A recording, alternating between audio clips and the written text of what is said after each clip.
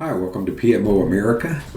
This is from our series about if your project's in emergency state or off track. And this one is, project was off track and was going to come into emergency state. It was caused by something you don't see very often, but it's a one-person blocker.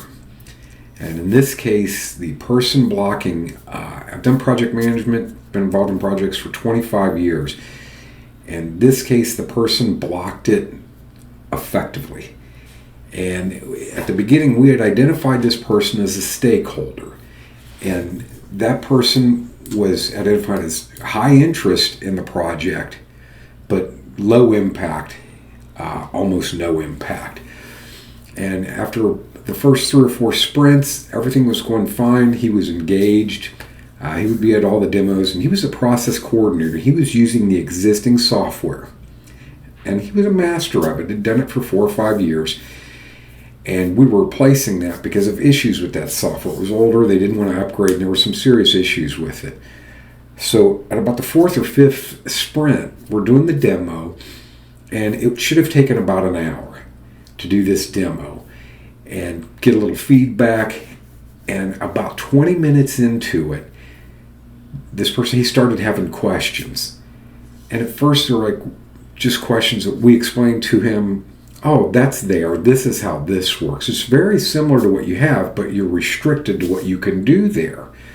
That was part of the reason we were doing the software up from scratch, is the off-the-shelf package had this memo field that let you put anything in there. So in the pricing area, where it should have said $4,567 to do this part, it had he put an A in there and a memo field and a 0 in the price field. And this software would allow you to do that. And he said, well, we have these one customers that are A, B, C, D, and E, and I know what they were. And he said, hey, yeah, you can't do that anymore. And he just wasn't having it. Well, the CEO and the CFO were in there, and they said, oh, well, no, we have to do this. And he said, okay. Throughout it, the meeting ended up going over 2 hours. And after we left, we realized how bad it would go, and we had a new list of things we had to change. And one of our programmers, he was a full stack programmer. This was one of those guys that was really, really smart. He went to college for about 1 semester, dropped out because he'd been writing code since he was 14 for his dad's company. Really smart guy. And he said, well, he's spending all his time because he's thinking and talking through trying to create problems. He's never going to accept this. And you have people like this. But he was right. And it got worse and worse and worse. By the time we did all this, the sprints were, I think, usually 3-week sprints we were doing, but this one we made 4 because we were going to make those changes these guys want. The CEO said, go ahead and do this. Next meeting, it was something completely different. So by that time, the CFO had come to us, and you are going to run into this. And the 2 executive stakeholders are now in conflict. The CFO said, same thing our programmer said, and we were starting to feel this person doesn't want this. His whole career is based on knowing this piece of software they already have, and he's blocking this right here. After the 5th and 6th sprint now, it's become obvious. And the CEO says, well, he's been here for a long time. He is a master of our process, which was true, but he was a master of your process with not bad software, but an off-the-shelf software that you were force-fitting to work. So the problem just got worse and worse and worse, and it wasn't going to get any better. Now, normally when this happens, you engage that stakeholder early. Again, this person was probably one of the lower people in the totem pole in our stakeholder register. Again, high influence, very low impact. So you're kind of stuck in this mindset of working through all these other people, and this person's just there along for the ride a little bit and offers some good feedback early, but now has blocked our project. Now, you'll see in other videos, a project that's in an emergency mode, what that means is the money you've spent now compared to your estimate at the end now is you're going to be over your budget and you're going to be over your tolerance level, your variance in money and or schedule. We weren't even at risk when the first one hit. By the time we made those changes, it was now an at-risk project, meaning we were still going to be within the variance at the end, but it was going to be really close. The very next sprint, we knew this is an emergency mode. There's no way we're going to hit the budget, the schedule, and there's no way we're going to be, even if we exhaust the contingency, the management contingency, it's not going to happen. So for one more sprint, the CEO said, let's try to work through and resolve this person's issues. But we were pretty clear at this time it had evolved to a point that that was never going to happen. So the mistake that was made here was the CEO said, well, let's make the software work like the old software did. Well, that was the reason we were replacing it in the first place, this one module. So the CFO said, well, then we might as well not do this because I'm going to end up with this new system. And what we're doing is, it was Microsoft Dynamics was the new accounting system we were putting in. But we were putting in our own custom-built floor management, which is, think bill of materials, the process routing, materials handling and movement. All of that was what the problem was, because all this bad stuff was in there, this unstructured data that had to be cleaned up before it was put in the invoice and the other cost control documents. So this is a disaster you can run into. It's rare. You're always going to have, not always, but a lot of times you'll have somebody that's a personal blocker. But sometimes that can go to the extreme. And this person could have a supporter at the executive level. And when that happens, this isn't going to be an easy fix. So that's the first part. You've got this person. This is an extreme example. It's a real-world example. This did happen. I was the project manager. So you come to this conclusion. This person is not going to work with this project. What do you do? How do you resolve that? And that's part 2 of this video. So how do you fix this type of problem?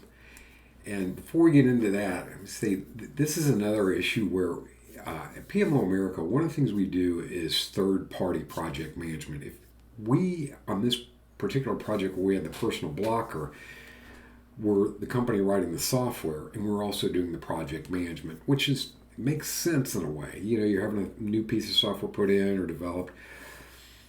But I think had there been a third-party project manager here, like what we would do here at PMO America, you have a little more flexibility and you're able to be a little more direct with the customer. So the first thing we should have done, or you should do in this situation, is address the issue honestly with the customer, with the sponsor, and start to get a better dialogue of sometimes more blunt, direct. It's hard to get through. Nobody likes doing that, but you have to. What we did for the second part, and what you should do, is greatly increase the interaction with this stakeholder who is the blocker. And most of the time, that's going to work. That'll fix the problem. And we went up to in the next. It was actually a 4-week sprint, I think, to fix all this. From this first section, we said, get with this person 3 times a week. Every time we made a change, is this what you're looking for? Is this what you're looking for? And our thought was, then when we got to that final that sprint retrospective, it would have been, you signed off on all this. You told us this was all correct. And that did happen, and that did work. However, about 20 minutes into the next sprint demo, the person went to a completely different direction. So, I also found this that we need to address. And it was on the routing side and with materials not coming through the bill of materials in the old way, which you should do. So we were stuck again. And we went through the same process again. It never got any better. So now, 8 weeks later, and again, we're spending, the burn down on this is probably $8,000 a week. I get not a huge project. I think a $250,000 to $350,000 project, somewhere in there. And at that point, even the CEO knew, well, this is not going to work with this person, but he didn't want to make the decision to fire the person, which would have been the extreme decision. What we had suggested is maybe you bring in another person that works on this new software and kind of work them together. And and he said that's never going to work because this new person is never going to get the information they need from the existing person. So they ended up stuck. I think this is right at this point where you have to make some really tough, hard decisions. And the decision is either to replace that person or add a second person or terminate the project. And what was done here is they terminated that middle of the project. And this all comes back to what's called sunk cost fallacy. And it was they had already spent so much money, and you'll be in this situation. Well, we can't stop now. We've already spent $200,000. We only have another $100 to spend. Well, that's not true. You're going to spend a lot more than that because you're in this issue. So the second option is to terminate the entire project. But they didn't do that. And we see this a lot too. And you have to be very careful of this. And this is something why third-party project managers, or like us, independent project managers, not so close to the money in the long term, not so close to the relationships, can be a little more blunt and tell them, even if you keep, which they did, the accounting piece of it, the Microsoft Dynamics, and they kept their old ERP software, right? So you keep one module the way it was, you implement the new module and you make them work together. Well, in this case, they said, we've always kind of done that anyway.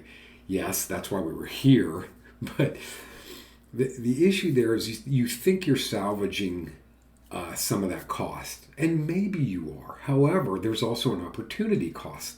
You've lost the opportunity to make this better, and you changed your return on investment on this from 2-3 years at most to 5-6 years if you're lucky. And then the opportunity that may have come in had you had a better solution.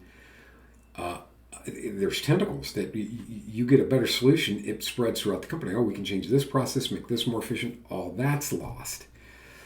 So one of the things we do now, just because we are a PMO office now, PMO America is we have on staff organizational behavior management specialists and a team behavioral analyst. And what she does is she has a master's degree in psychology. And we talked to her about this, and it happened years ago. There's nothing she could do now. She said, well, did this person seem really busy all the time? Yes, they did. Did they seem pretty organized? Yes, in this they did. Did they get a lot done? And we said, we don't think so. So what our person said, our staff member that's the psychologist type person said, these type of people you have to get really close to. And I said, we tried that.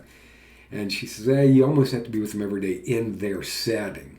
And then you'll find things that they say are an issue. And when you're real close to them, you can say, explain that to me a little more, or show me that. And there's nothing there to see. So I don't know if that would have worked in this case. There are some nuts that cannot be cracked. And I thought that this was one of them. But that it's, as we build experience, and we don't just do this with your team when we're managing project for you, but our own project managers, and Scrum Masters, we do this too. They always have us to fall back on. So it's the issue in all this and resolving it is that it's timing. When is it the right time to pull the plug? And when is the right time to say this person has to be removed from the team? And that is going to be different on every project. When we talk about projects in emergency status or at-risk projects, again, the difference is emergency is everything looking out looks like you're not going to hit any of your markers. If the project's just at risk or off track, it means we're still within our contingencies, we still have a management reserve, or we're still at completion within what the tolerance was. That's one that's off track. But it's not an emergency. You can still see a path to getting it all done on budget or within the tolerance. Emergency is there is no path. You have to make these hard decisions before it's in emergency mode. Because the problem with something that's in an emergency mode is, we always tell people this, the bigger the problem, the simpler the solution. The reason for that is when the problem gets that far out of control, you don't have many options to even analyze. So again, this is one, even if you're watching this just for knowledge and you're never going to use a service like us, you're a big giant Fortune 500 company. The issue to get this back on track or to make the decision to terminate is always one of timing. And you have to, at this point, you might have to take a sprint where it's a sub-project. See if we can get this thing resolved with this person, get through one clean sprint. And if you can do that, okay, now we know there's a solution, but then you might have to re-baseline your project. And that's hard to do too, but sometimes it has to be done. So we hope this helps in two ways. One, if you're a project manager or a sponsor or product owner and you've been in this kind of situation, there are situations that there's no easy fix, and there are situations there is no fix within the framework or the boundaries that you think. You have to get rid of somebody or you have to terminate the project. The other is, even if it's not us, you might want to engage a third-party project management consultant to have them come through, and you spend 10 or 20 grand to have them there for a couple weeks, maybe a month or two, and they'll be able to be a little bit more honest with you, and they'll be able to be a lot more direct with you. So what that means is sometimes you're being honest with everybody, but they are the customer, so you don't want to give them too much bad news, or you don't want to be too blunt. The third party, the external project consultant, can do that for you. Hope you enjoyed this. We have a lot more coming on projects that are at risk and emergency state, and there's phase blockers when one phase is blocking it. So we'll get through those in the next. Hope you enjoyed this. If you have any questions or comments or anything, leave them below there. We monitor this and we'll try to respond to you. Thank you.